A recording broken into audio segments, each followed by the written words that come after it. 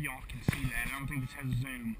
Okay, but that calf is about 12, 14 hours old. And see how he's working on his mom drinking from her milk bag? Well, what he does every now and then is he headbutts her.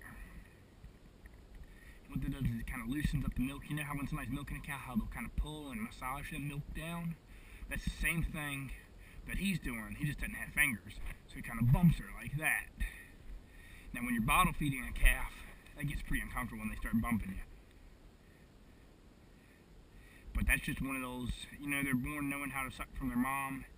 And they're just born, you know, nature somehow just teaches them. That's what they got to do to get a drink. And it didn't hurt the mom at all. See, she's just chewing on some grass in her cud. I'm sure she's exhausted after having that calf this morning. But he is. He's a hungry little guy. And the milk in the first 48 to 72 hours is so important because it's got colostrum in it. It's what they call mother's milk.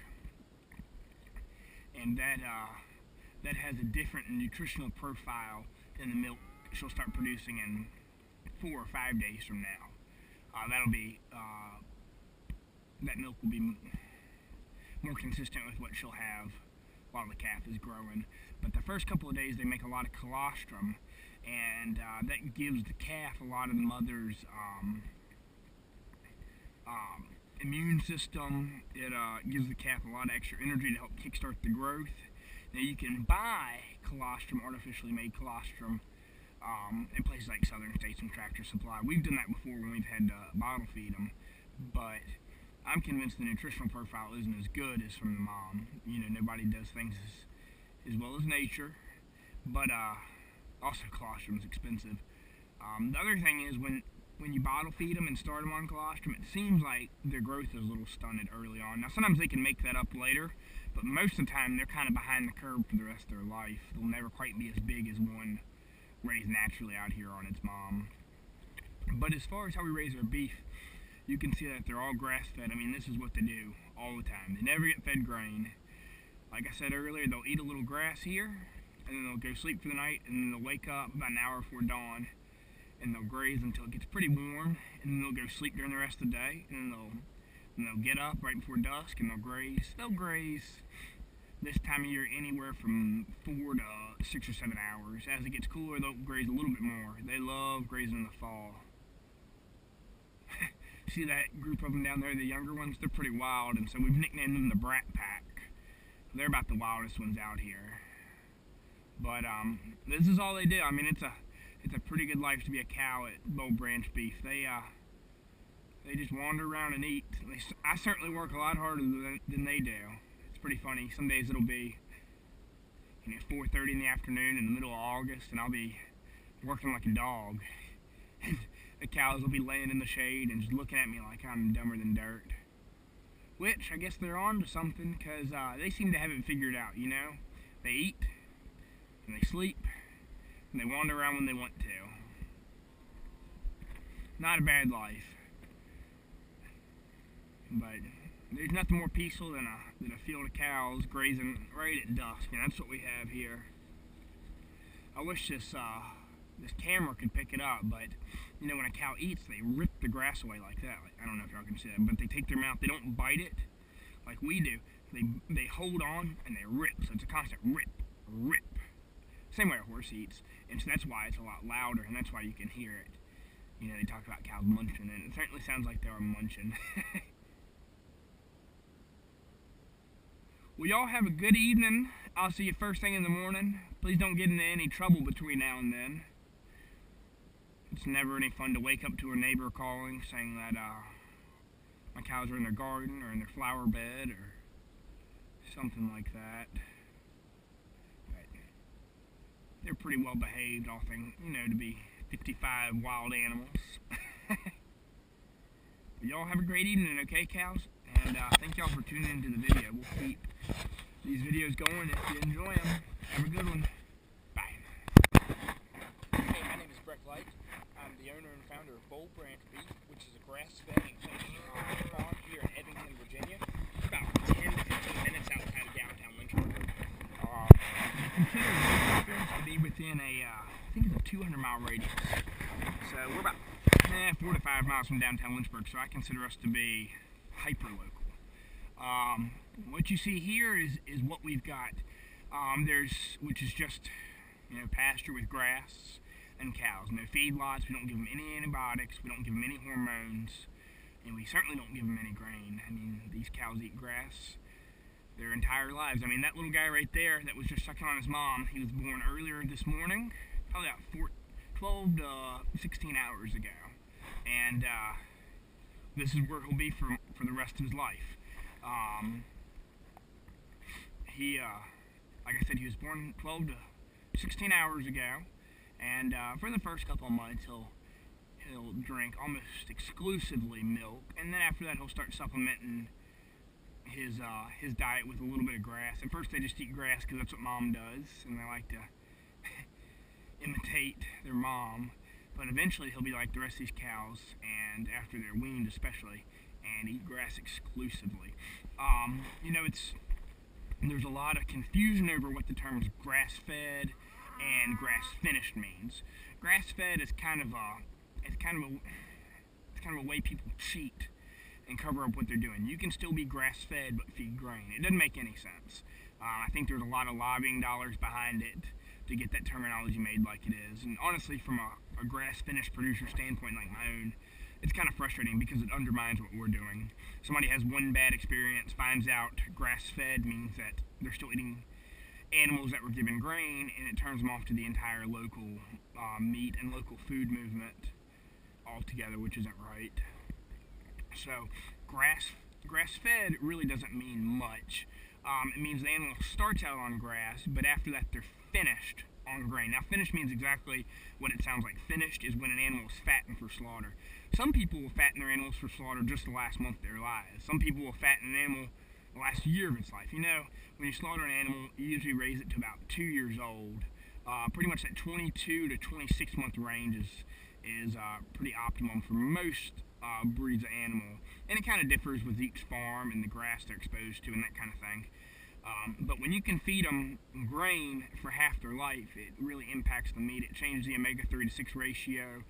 It increases the saturated fats. I think those are the ones that aren't good for your heart. It drastically increases the calorie count. And almost all the things that we attribute red meat to, all the negative attributes of red meat, come from animals growing in feedlots, being pumped full of grain, being pumped full of antibiotics, and a vicious cycle. I'll document that in another video. But so grass-fed really doesn't mean much, except the animal has had grass before, but was supplemented or finished on a diet of grain. That doesn't have to exclusively be grain. That can be some grass and bring them in every morning and dumping 5 pounds, 10 pounds of grain in them. But that drastically changes the meat and reverses all the health benefits of eating pasture-based beef in the first place. So what we do, what's up, little lady? Can you smile for the camera? Can you smile for the camera? Oh, don't be scared.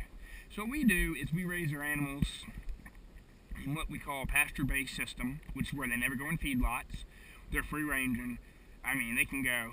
I'm in a 17-acre field right now. They've got this one. They've got a field over there that's about 6 acres. That field over there is 4.5. There are a bunch of woods. There are a bunch of little parcels. So right now they're probably in a large area. We're trying to fix that with some intensive grazing, where you put them on a smaller plot and make them eat there. It's better for the ground and for the grass and for the soil and all that stuff, and better for the water table, honestly. But we're getting there. It just takes a lot of money in fencing and infrastructure and a lot of work too. So we'll get there eventually. But when you finish an animal on grass, that means from birth to death they eat nothing but grass, and that's what our animals are. So we can say they're 100% grass-fed and finished, meaning they've never been given grain at all. Now, grass-fed and finished doesn't address, giving them steroids and growth hormones. It also doesn't address giving them antibiotics. And so we say, when I describe to people what we do, I say we're grass-fed and finished. We don't ever give them grain. We don't ever add any additional hormones. all living creatures have hormones. So legally, the USDA told me this, legally I'm not allowed to say that they're hormone free, because they aren't. All living creatures have hormones, but we don't add any hormones. A lot of times what people will do, they used to do a shot. They're not allowed to do the shot anymore, but they'll put a little packet in their ear, and what it does is it slowly releases those growth hormones into their ears. And some producers swear by it because they say it makes their animal grow a lot faster. I talked to one old timer that said for every $2 of growth hormone he puts in, he sees a $20 return on his dollar. So that means for a $2 tag, he's getting $40 back in added growth, because they grow faster, they grow bigger, they get stronger. It's like the Barry Bonds of the cattle world. And then as far as antibiotics, we don't treat our animals with antibiotics. If one were deathly sick and we had to treat them with antibiotics, we would take them out of our meat program. Instead, we'd just send them off to the commodity market.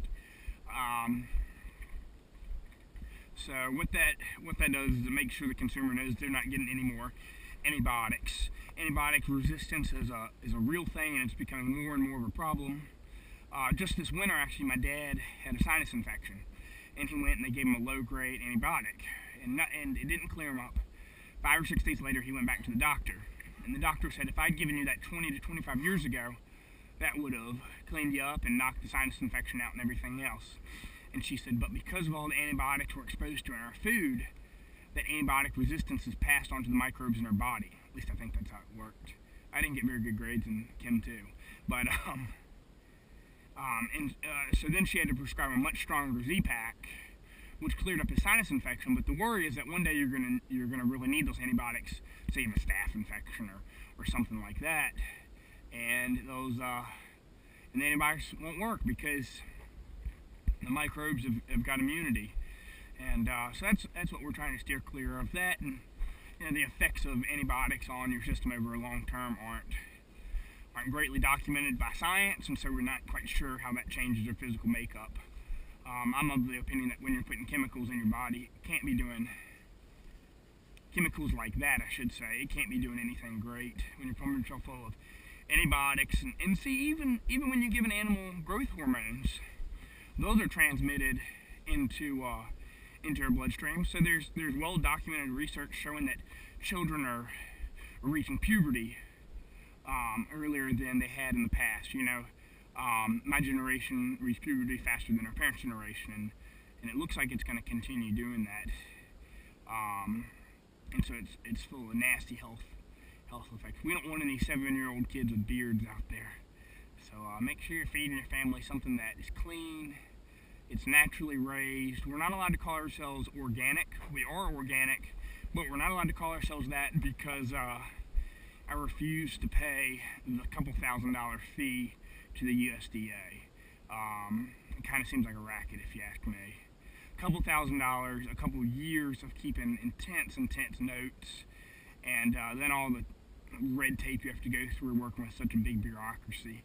I'm not real sold on the organic movement anyways. I think there's enough money in play in it that it's really altering what it started out as. It started out as something great, but all these big boys are smelling that there's money out there and there's a premium to be had, and so they're flooding the market with so-called organic stuff, and it's not what it's made out to be. So make sure you get to know your local farmer. Come out and take a tour of your local farm. People are certainly welcome to come out and tour our place. And when you know where your food is coming from, you can have a lot more confidence in it. And you keep the money in your community. We live in the community, and everything we do is community-based, so why shouldn't our shopping and our business be community-based instead? That's how it was in the past, and hopefully that's how it's returning to be. The local food movement's a really vibrant community now, and it's really picked up steam. And so we certainly appreciate everybody that supported us and everybody that supported other local farmers. Thank you for staying with me to the end.